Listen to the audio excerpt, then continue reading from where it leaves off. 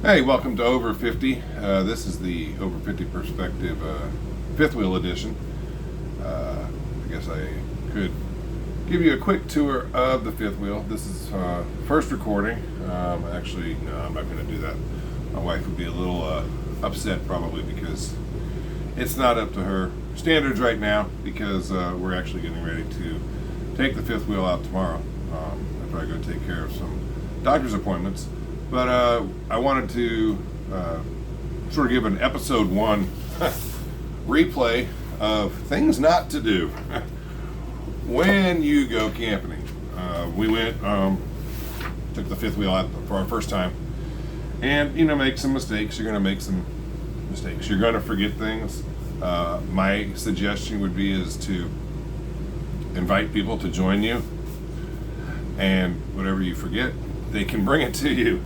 I guess depending on if they're close family or whatnot.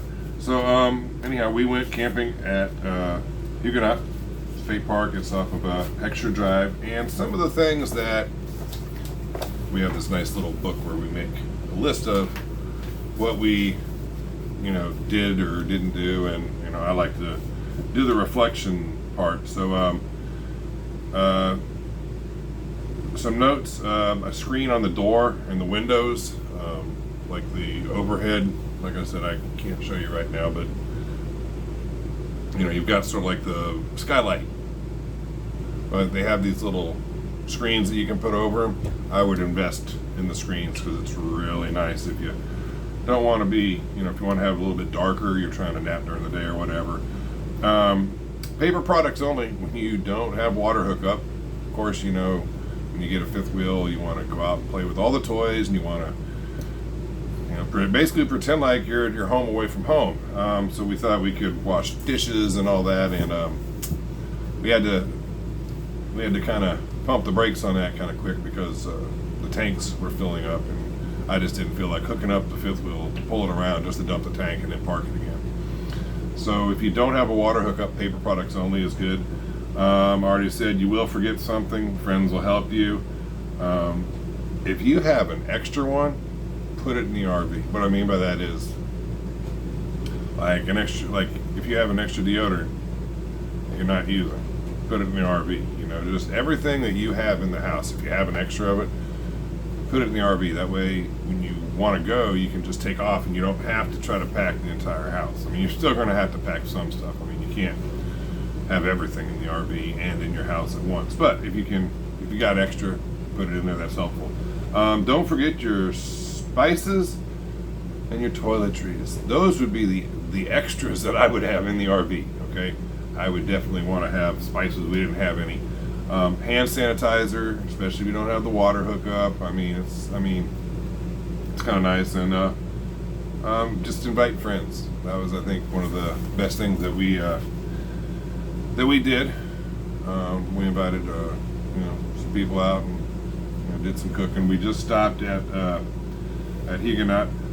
Additional note, if anyone's planning on going, I probably shouldn't give this out, but I will always try to get I guess it's slot 60 or I don't know, not stall 60, but the pull through slot number 60, because when you pull through, that will give you a perfect unobstructed view of the sunset. If you want to climb up to the top of the fifth wheel and take in the sunset with no other fifth wheels or campers or anything in front of you, I guess slot 60 or whatever it's called,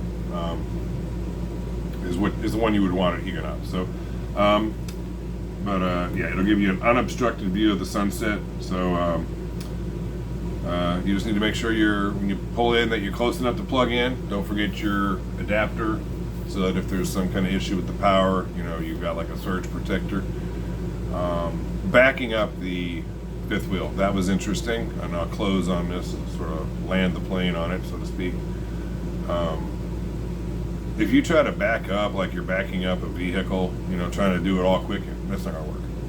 You have got to take it slow. And what I found, and this is actually works out great for me, because I always drive with my hand at the bottom of the steering wheel. I just don't put it up at 12 o'clock. I have it at 6 o'clock.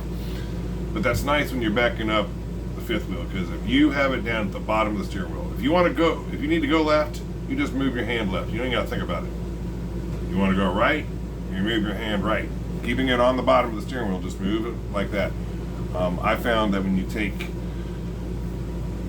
go slower, try to make slow corrections. If you start try to make big, heavy corrections, it's just not going to work, because you're dealing with a huge piece of equipment behind your truck. And I took a picture of it so you could just see. It's not a huge fifth wheel. I think it's like 33, 34 feet long, but it's big enough for us. And just bit of advice on the backing of it. Just take it slow, take it easy.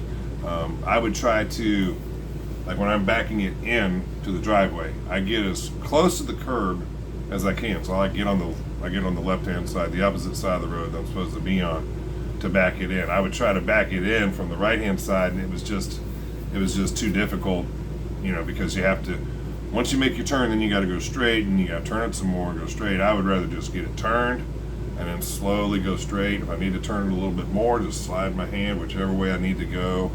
And it was pretty, knock on particle board or something. It's easy next time. So, but that's all I got for you. First time out, fifth wheeling with over 50, I guess is what we'll call this. And please, if you would, like, share, subscribe, drop it in the comments.